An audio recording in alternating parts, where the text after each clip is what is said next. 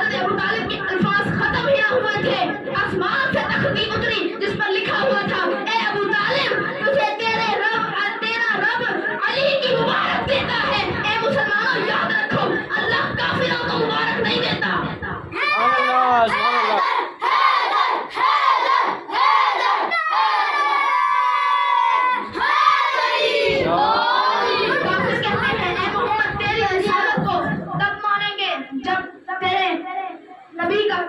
جب تیرے نیزے تو کیسا ہے فلاں سیکنڈ ہے، پڑھا اور فلاں نے بھی پڑھا لا الہ الا اللہ محمد رسول اللہ، اور علی کے حکم میں پاگل تو نہیں ہو گیا ہے؟ پتھر پڑے تو باندھتا ہے، علی پڑھے تو موت آ جاتی ہے۔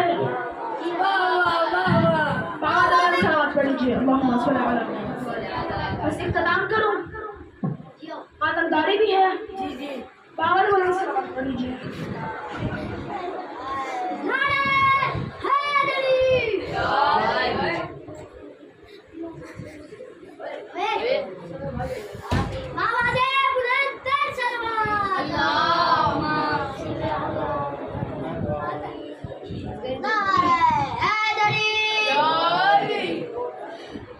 سوچئے اس بیٹی کا مقام کیا ہوگا جسے حسین نے مانگا۔ تہجد نے کہا پروردگارا ایک سینے پہ سونے والی جس کا نام سکینہ رکھوں گا کہ میری تسکین کا سبب بنے۔ عرب میں ان کا نام رقیہ تھا، لوگوں نے کہا آپ سکینہ کیوں بلاتے ہیں جبکہ ان کا نام رقیہ ہے؟ نام جو بھی ہو مگر شخصیت ایک ہی ہے۔ آج خود امام حسین علیہ السلام کو فرصہ دینا ہے، آج سید الشہداء کو فرصہ دو۔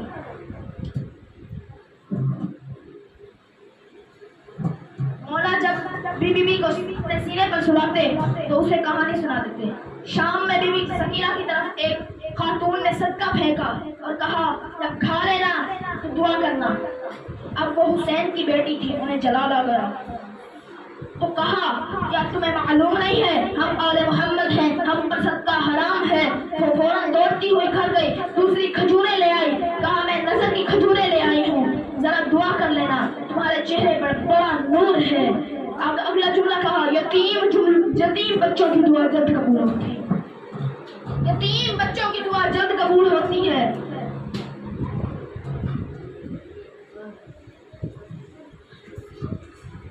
تو جناب سکینہ نے ننھے ہاتھ اٹھائے، میں کھجور بعد میں کھاؤں گی، پہلے بتاؤ دعا کیا ہے؟ اس نے کہا میری 3 دعائیں ہیں، میرا شوہر تجارت کے لیے سفر پر گیا ہے، وہ دعا کرنا وہ سلامتی سے گھر واپس آ جائے۔ پھر دوسری دعا کروائی، پھر تیسری کروائی، اے بیٹی جیسے آپ یتیم ہو ویسے میرے بچے کبھی یتیم نہ ہو۔ حسین کی بیٹی کو جلال آیا، کہا پھپھی اماں میرے بابا جب مجھے سینے پر سلاتے تو کہانی سناتے تھے۔ حضرت صالح کی ایک اونٹنی تھی، لوگوں نے اس اونٹنی کو قتل کر دیا، لیکن اللہ نے اس اونٹنی کو بچہ دیا تھا۔ جب لوگوں نے اونٹنی کو قتل کر دیا تو ایک بچہ پہاڑ پر چڑھ گیا اور اس نے رو کر سر آسمان کی طرف بلند کر کے کہا اس امت پر اے اللہ اس امت پر عذاب نازل کر۔ تو اللہ نے اس بچے کی دعا سے اس امت پر عذاب نازل کر دیا۔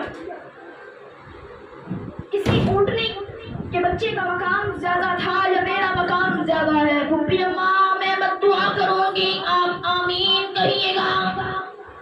پھپھی اماں یہ جب مجھے تازیانے مارتے ہیں تو میں ان کے لیے بد دعا کروں گی۔ جناب زینب نے کہا سکینہ بد دعا کرنے سے پہلے بابا کے چہرے کی طرف دیکھ لینا۔ آپ کے بابا نے بد دعا نہیں کی۔ کہا جناب سکینہ نے اس خاتون سے کہا اپنی کھجوریں واپس لے جانا، ویسے دعا کر لوں گی۔ جب شام غریبہ میں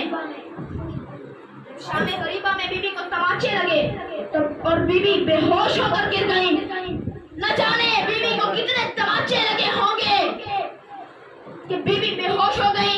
تو طرف سے بیویوں نے ماتم شروع کر دیا اور آنسو بہ رہے تھے۔ جناب کے چہرے پر گرے، ہوش آ گیا۔ کچھ ہی دیر میں پانی لایا گیا، پتہ نہیں کون لے آیا، کہتے ہیں جناب حر کی بیوہ لائی تھی۔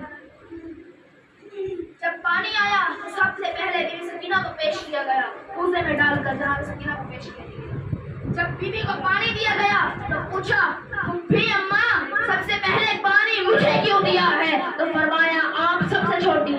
جب یہ سنا تو کوزہ ہاتھ میں لیا پتھر کی طرف اتر گئی. جناب رباب نے پوچھا کہاں جا رہی ہو؟ تو جناب سکینہ نے کہا ہے آپ نے کہا ہے میں سب سے مگر میرے سے چھوٹا میرا بھائی اور یسر ہے, میں اس کو پانی پلانے جا رہی ہوں. اجرکم علی اللہ. جناب سجاد کہتے ہیں راستے میں سکینہ کے سوالوں نے مجھے سب سے زیادہ رلایا ہے. بی بی سکینہ کی شہادت کی 3 روایات ہیں. ایک روایت پیش کرتا ہوں اور زحمتوں کو تمام کرتا ہوں.